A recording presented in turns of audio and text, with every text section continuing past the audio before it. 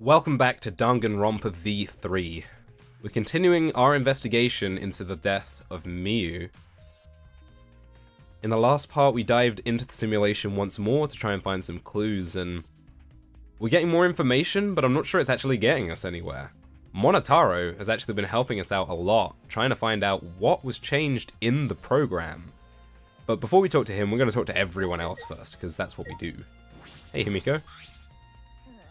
So, this is goodbye to my avatar. She's so upset about that. Do you really like it that much? Maki. Well... Ask Monotaro for the results of the analysis. I don't know the details yet either. Kaito. First you log me out, now we get called by Monotaro because he needs to tell us something.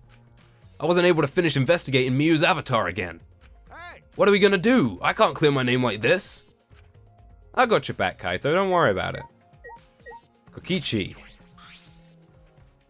Well, it's up to you whether you want to believe me or not, but you shouldn't doubt me like that, we're partners. I'm sure we never agreed on such a thing, but okay. Tsumugi. In the end, we never found where Monokuma hid the secret of the outside world. It seems that it wasn't in the chapel either. But more importantly, we need to do something about Miyu's case. Right. I don't know if there was a secret to the outside world hidden in that game. I mean, maybe there was, but I feel like it was all just Kokichi trying to get us all into the simulation to cause trouble. Kibo. Did you speak to Kokichi about his meeting with Miyu? Okay. He said that he didn't meet with Miyu. He claimed that the rooftop was locked, so he couldn't enter. I see, but this is Kokichi we're talking about. He could very well be lying. Right. And he can pick locks anyway, so that wouldn't stop him, right? I'm assuming he could do that in the simulation. Gonta. There's no time for sleeping. How come no one wants to do investigation? That not gentlemanly at all. I wasn't sleeping. I think it would take more time to explain to Gonta what's going on than we've got, so we're just gonna have to leave him be. And let's talk to Monotaro now. I've been waiting for you, Shuichi.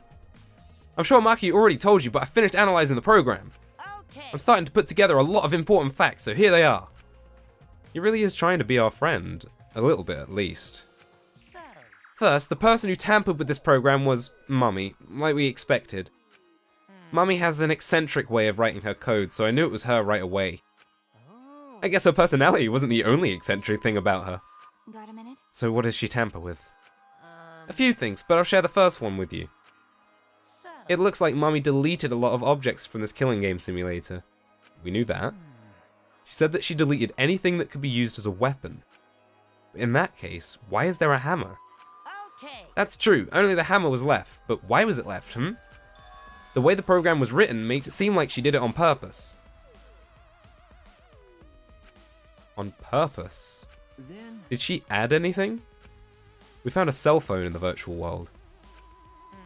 No, that cell phone was an original feature of the program. That implies Miyu hid that from us, which means... All Mummy added were the 2 maps, the rest was already part of a program. By the way, since we're talking about objects, I wanted to ask you something. We used the signboard to cross the river, but could we have used something else as a bridge? I didn't really see anything that could have been used as a bridge to cross the river. So only the signboard could have been used as a bridge. So what's the next thing she tampered with? Well, it looks like she also tampered with certain parameters of the program. Parameters? Everything in that program is categorized as either a human or non-human object. Of course, everyone's avatar was assigned the human parameter. But for some reason, Mummy gave her avatar the non-human object parameter. And what happens when you become an object? Well, the difference is only for identification purposes, so it probably didn't affect anything. Well... But if it didn't affect anything, then why would she have gone out of her way to do that? Perhaps that's something to do with the next thing she tampered with. So... Mummy added a wall that didn't originally exist in the program. The load barrier, perhaps? Yeah. The coordinates of the virtual world are represented on an x-axis and a y-axis. And it seems Mummy added a wall that runs the length of the y-axis. She created an additional wall?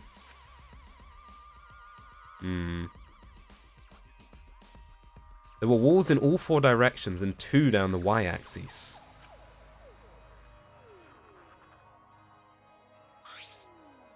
Hey. But you're positive there was only one? Okay. Yep, it's definitely the only one. What does that mean? Which wall was the one that Miyu added? What was the world like originally? Miyu said there wasn't anything past the wall. Was that another lie?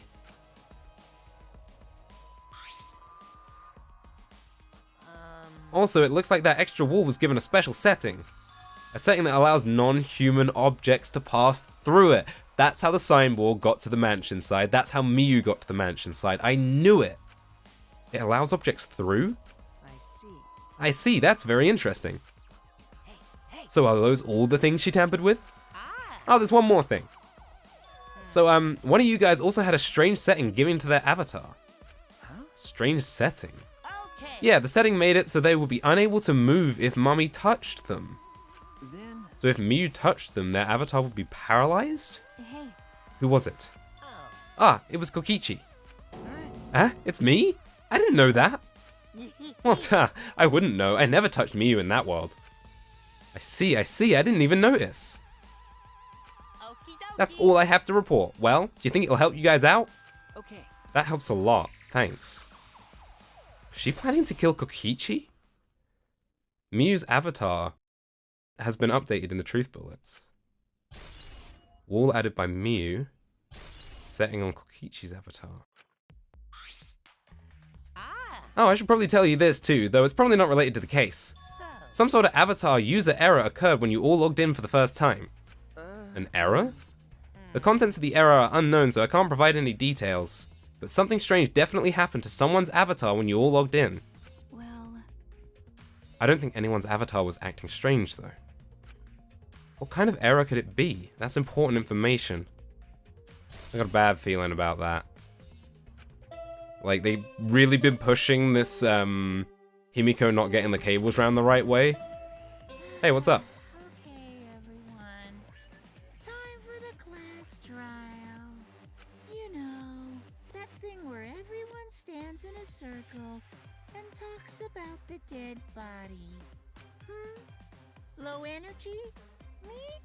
No, I'm excited. Really. I'm just taking a little break right now. When I'm done, I'll be my usual energized self. Yep, I'll be way more energized. Anyway, that's all.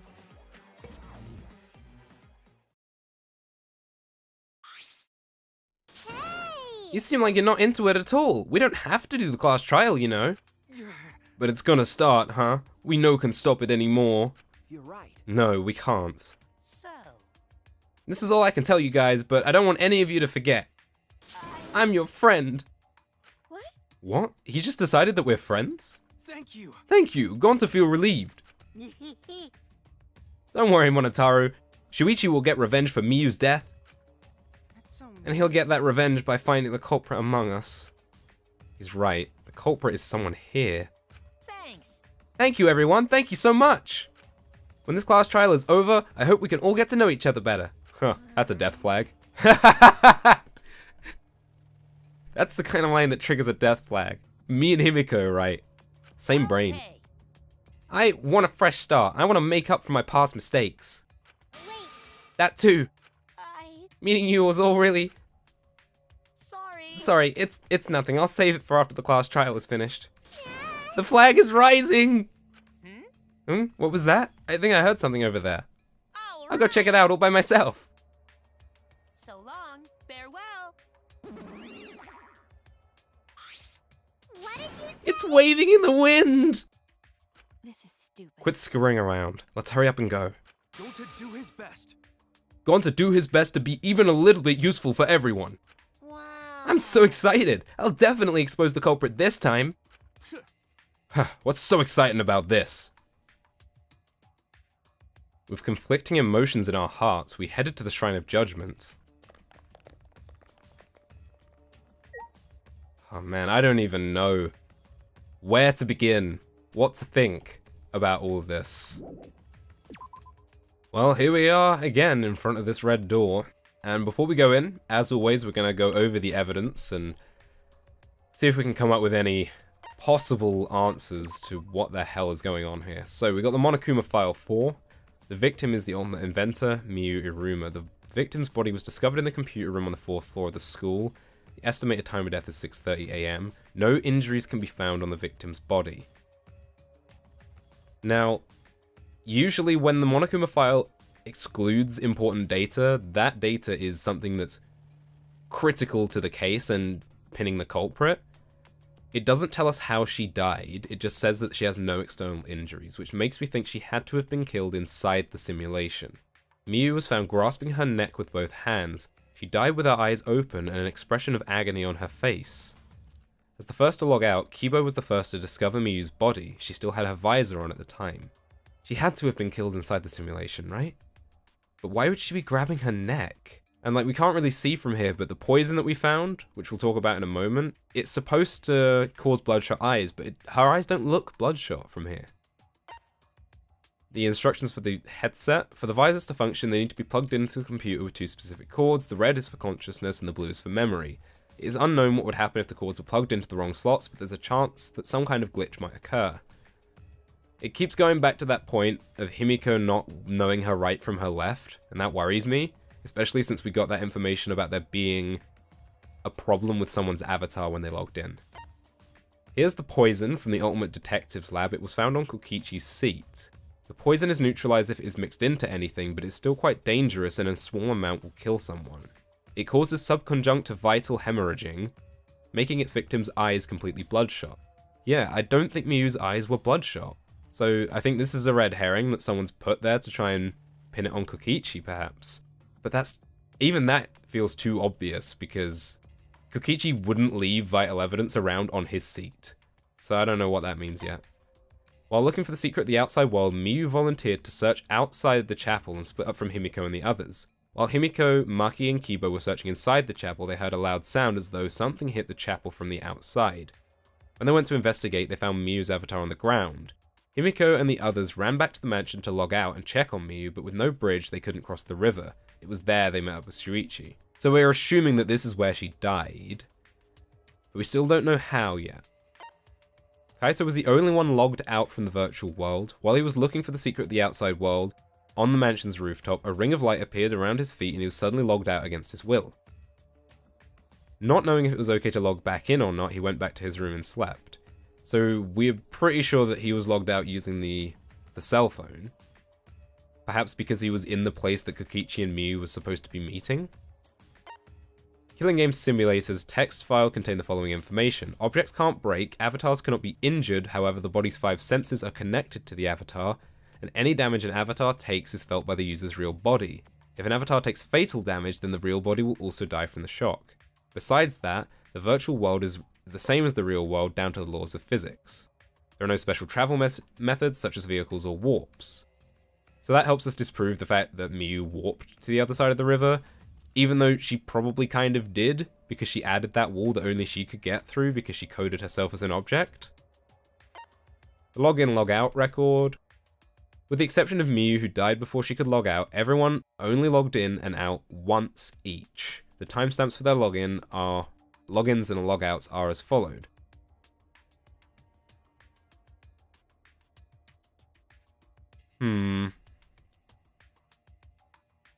Now, I don't know if I'm being overly suspicious, but the fact that Miyu was the last one to log in after everybody else logged in?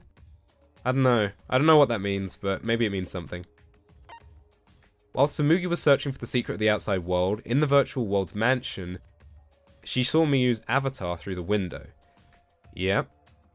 Loud noise. While Shuichi and Tsumugi were in the mansion's kitchen in the virtual world, they heard a loud sound as though something crashed into something else.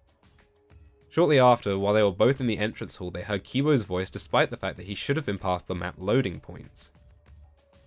Kibo's had a lot to do with this, and I don't know, I don't want to suspect him. I don't think he's done anything wrong, but I feel like maybe the fact that he's a robot inside this simulation may come into play somehow. The first floor of the mansion in the virtual world has a salon, a dining room, a kitchen, and a bathroom. The second floor is only the rooftop. While looking for the secret of the outside world, Kokichi searched the salon, Tsumugi searched the dining room, and Kaito searched the rooftop. Gonta searched outside the mansion. Okay. The virtual world is surrounded by walls on all 4 sides, and there is a loading point between the 2 areas of the map. The loading point splits the map in 2 sides, the mansion side and the chapel side. When going through the map loading point, sight and hearing are momentarily cut off. In order to go between the mansion and the chapel, it is necessary to go through the map loading point and across the river that runs parallel to it. So that begs the question, how did we hear Kibo's voice if he was on the chapel side and we were on the mansion side, unless he was on the mansion side as well? Because he's a robot, and I think Kokichi even alluded to this, he's an object, right? So perhaps he could travel through that wall that Miyu created as well? Now, Monotaro didn't tell us that Kibo was coded as an object and not a human, but it's possible, right? I don't know what that means, but it's something to think about. Toilet paper found on the ground outside the mansion. Because objects don't break, that could have been used to climb to the roof, right? I can't see any other use for it. Signboard used the bridge just long enough to use as a bridge over the river. There's only one in the virtual world. Miyu threw it in the river, but it was later found stuck on the rocks in the river by the mansion. Now the river flows from mansion to chapel, so this sign should have ended up by the chapel, but it ended up, because objects can travel through that wall, on the mansion side. Miyu's avatar found frozen and collapsed in the snow between the chapel and the wall where the virtual world ends. When a user logs out, the avatar disappears, but if the user's body dies, the avatar stays in the virtual world. Since avatars cannot be injured, it doesn't look any different from when Miyu was alive. Everything in the killing game is assigned one of 2 categories, human or object. Most avatars are set to human, however Miyu's avatar was the only one that was set to object.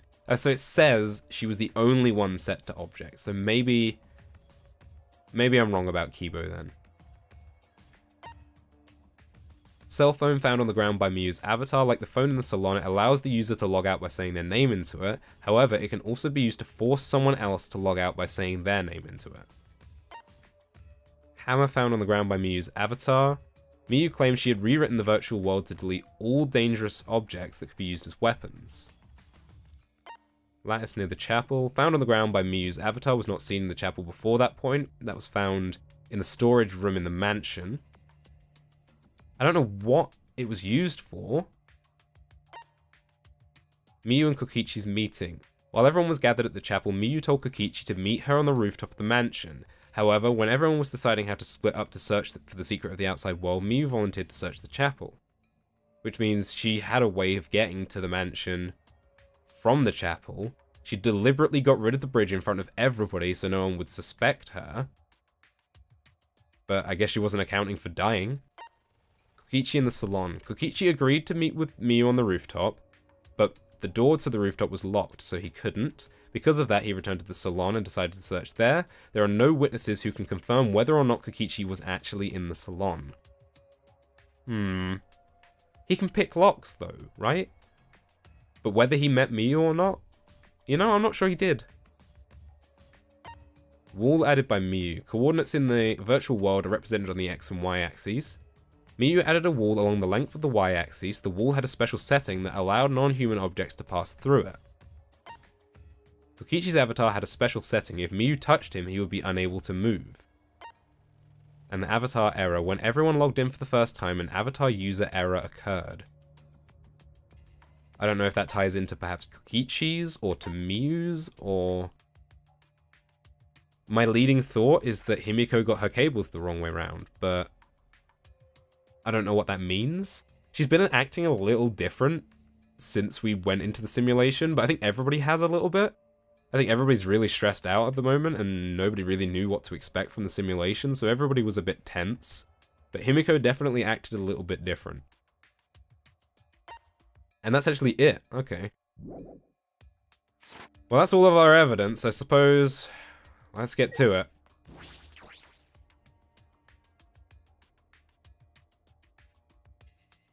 How you doing, Fanfret? Good? Good. It looks like that's everyone.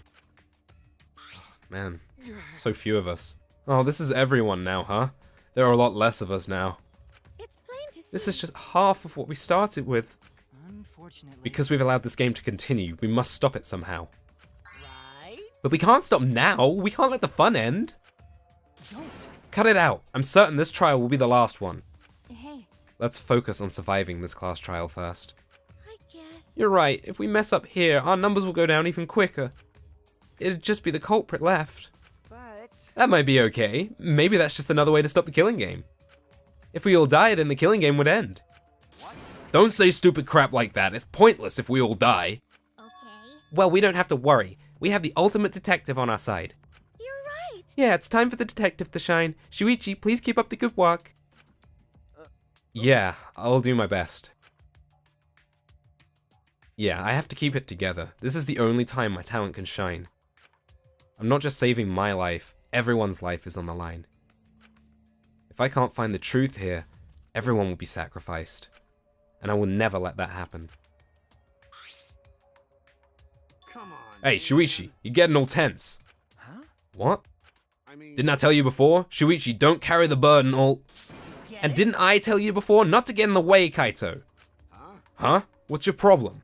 You really don't. We're all relying on Shuichi to carry our asses through this class trial, okay? You're like a parrot repeating the same lines over and over. You're bothering him. Well, you know. I think that's the most annoying thing you can do to Shuichi. You know that? Huh? What do you mean? I'm not... Shut up. Kokichi, you're annoying. Please don't. Whoa, Killer Girl's glaring at me. I was only kidding around. Maki's glare seemed to do the trick as Kokichi turned around dejected. Jeez. Finally, that pest is gone. Thanks, Maki Roll. Just suck it up, Kaito. Now's not the time to be bickering with each other. Got it. Ah, my bad, sorry. Um. Kaito, I'm okay. Hmm?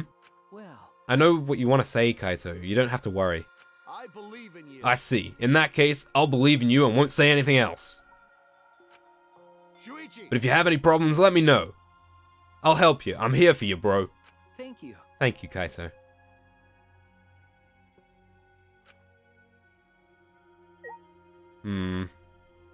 Like I said, everyone's really tense. Let's talk to them all before we go in. Going to do his best. Gone to not really understand what happened, but gone to try real hard to be useful this time.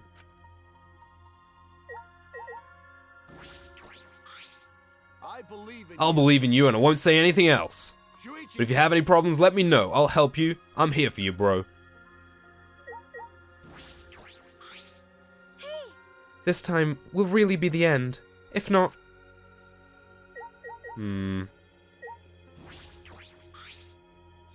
You didn't forget, right? Remember who you are. Make sure you never forget that. Maki, you're making me think things. You're making me think things. I'm not sure this is the right time to talk about a theory that I've had. I'll probably talk about it later. But I'm thinking... That's so mean. You must have it rough, Shuichi. That obnoxious guy is always bothering you. Shuichi. If you ever need my help, call me. I'll shut him up so he never gets in your way. Kokichi's getting real clingy. Hey, Shuichi. We'll be depending on you this time, Mr. Ultimate Detective.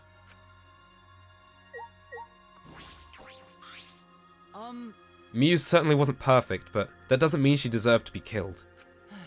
No one deserved what happened to her. Not a single person. You're right, Kibo. Oh boy. Well, it's time for the class trial. Let's get to it.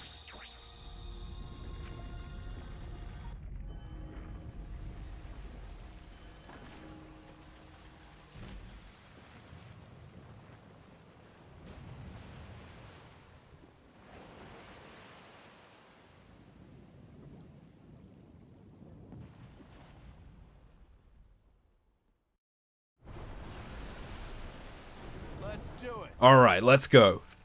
Yeah. The 8 of us got into the elevator. The door shut behind us.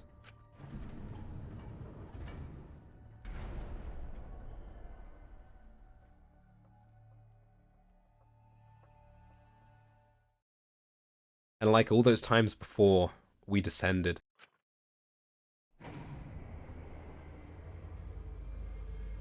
It was dead quiet. The only sound I could hear was the beating of my heart in my ears. My body was trembling. The more I tried to control it, the worse it got.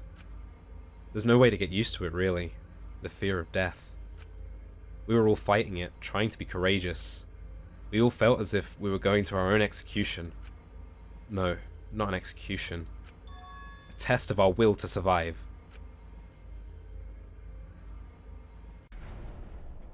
Finally, the elevator stopped and the doors opened.